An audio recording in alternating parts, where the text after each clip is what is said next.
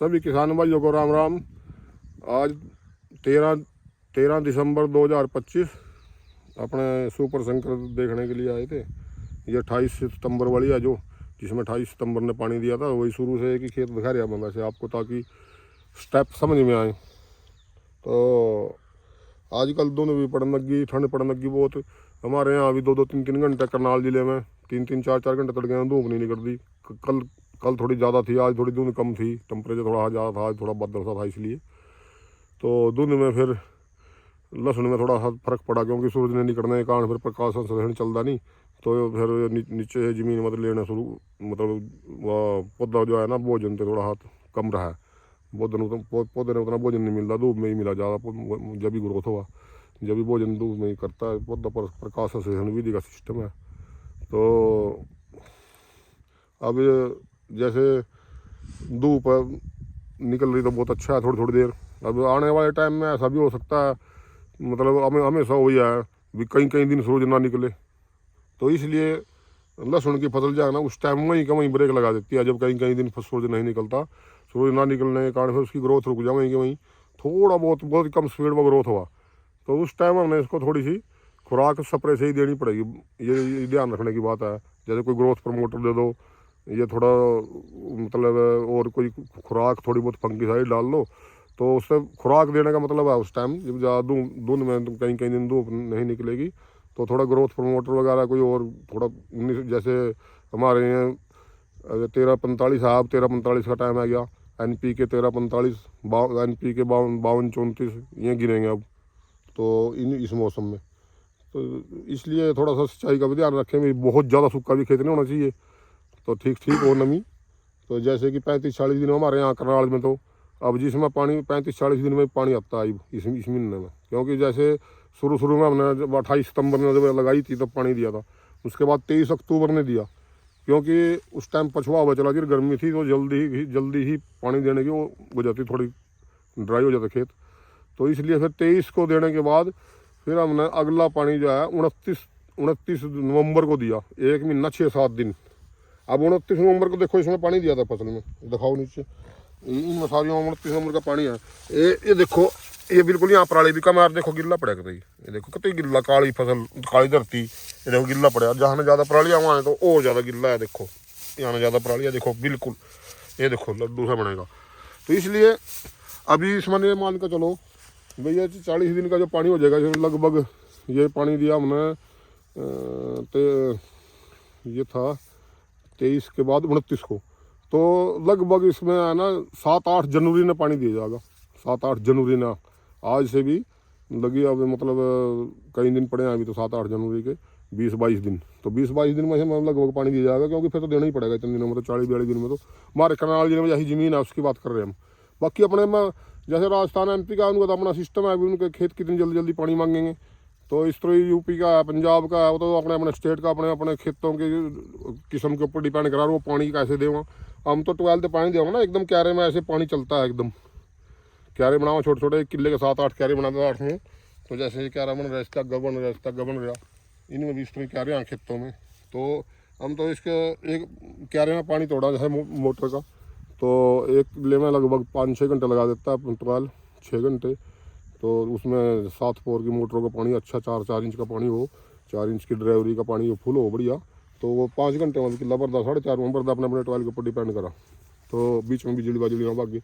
तो इसलिए मतलब अपने एरिया में अपने पानी देने के साधन के ऊपर डिपेंड करेगा कि वो कितने दिनों में पानी आएगा और कैसी ज़मीन है।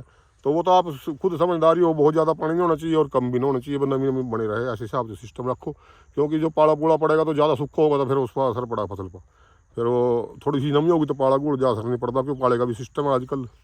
तो इसलिए अब सभी भाई से यही गुजारिश है भी इसका ध्यान रखें नमी का भी, और इसके में जो अगर सूरज ना निकले तो फिर उसको थोड़ा कोई ग्रोथ प्रमोटर या कोई खाद वगैरह NPK वगैरह जो है 0-52-34-13-0-45 इस प्रकार के डाल दो, उसमें स्प्रे कर दो, उससे थोड़ा फिर उसने एक्स्ट्रा एनर्जी मिलती रहा, और उससे फिर पौधे को थोड़ा ग्रोथ चलती रहेगी थोड़ा, फिर उसके बाद अपना सूरज निकलना शुरू हो जाएगा थोड़े दिनों में, फिर तो अपने आप ही सिस्टम बनते रहेगा उसका। तो वैसे लगभग खाद खूद लगभग पूरे हो गए हैं दिसंबर में। जैसे ये देखो 28 सितंबर वाली फसलें हैं, इसमें ये देखो कितने अच्छे हैं पौधे सारे ही, लगभग ये सारे पौधे अच्छे हैं, ये बहुत उंगली से भी मोटे गए, तो ये लंबाई देखो इसकी कितनी होगी, ये देखो यहाँ तक पत्तों की लंबाई होगी, ये देखो। तो अब है ना इसमें यूरिया वगैरह की तो विशेष जरूरत ही नहीं है।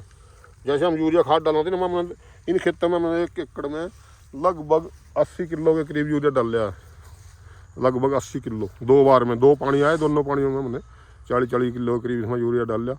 तो ज़्यादा यूरिया से भी फिर इसमें थोड़ा टिड़ाव की शिकायत आ जाए हमारे यहाँ, फूट करने लग जाए पौधा साइड में, जो मोटे पौधे हैं तो वह एक्स्ट्रा फूट लग जा करन, तो उससे भी फिर वो ठीक नहीं रहती, क्वालिटी नहीं बनती, गंठी में नीचे खिड़ी गंठी लिगड़ेगी, बाद में मोटी तो हो जाएगी पर थोड़ी तो उसके पर्दा नहीं होगा।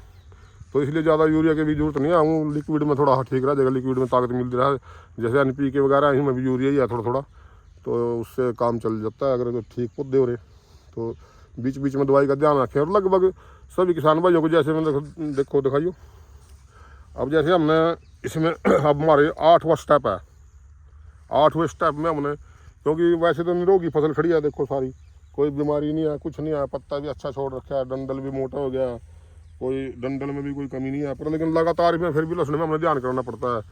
तो अब इसमें सभी हम डाल चुके हैं सभी प्रकार का सौदा, क्योंकि पिछले वर्ष सावते उस टाइम में हमने आपको बताया था भाई, पानी दिया हमने, और पानी देगा यूरिया 40 किलो और DAP थोड़ा 20-25 किलो, और 2 थिल्ली 10 किलो सल्फर मिल की 2 थिल्ली।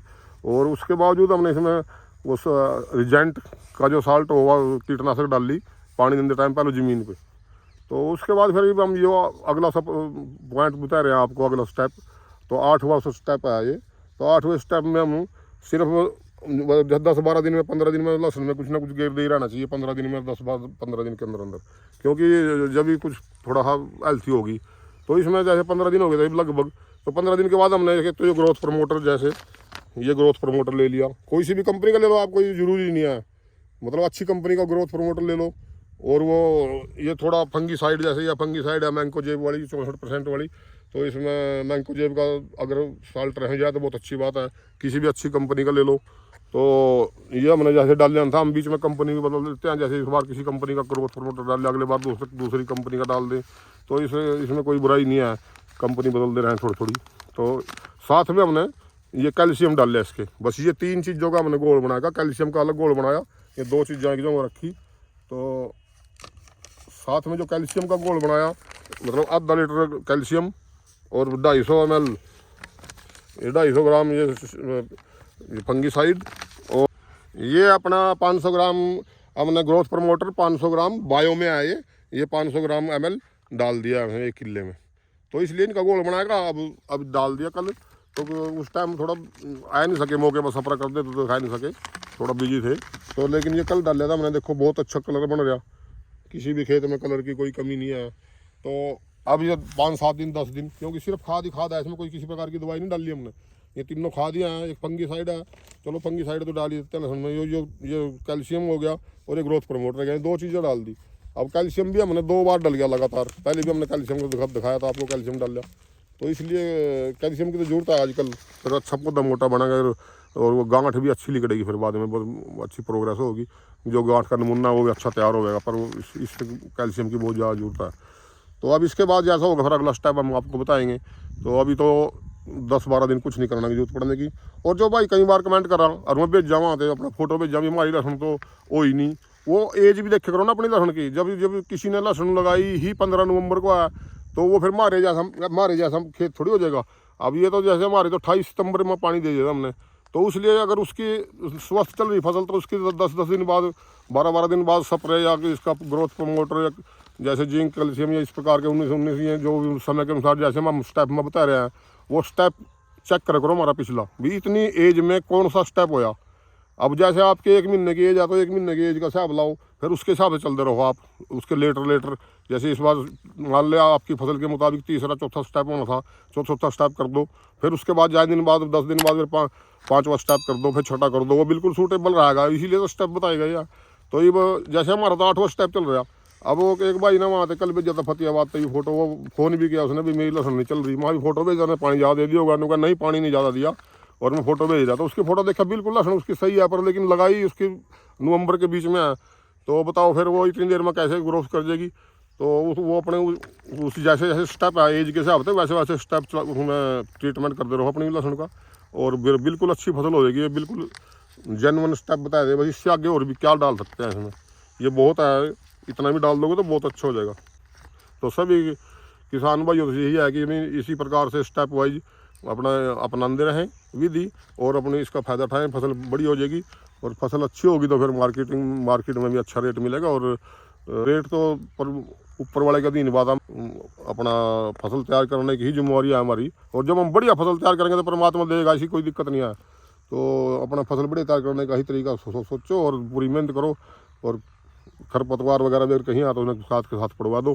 तो सभी किसान भाइयों का और जितने भी व्यूअर हैं और सब्सक्राइबर हैं उनका बहुत बहुत धन्यवाद। वो अच्छा प्रेफरेंस दे रहे हैं हमारी वीडियो को, और इसका फ़ायदा उठाएं। धन्यवाद।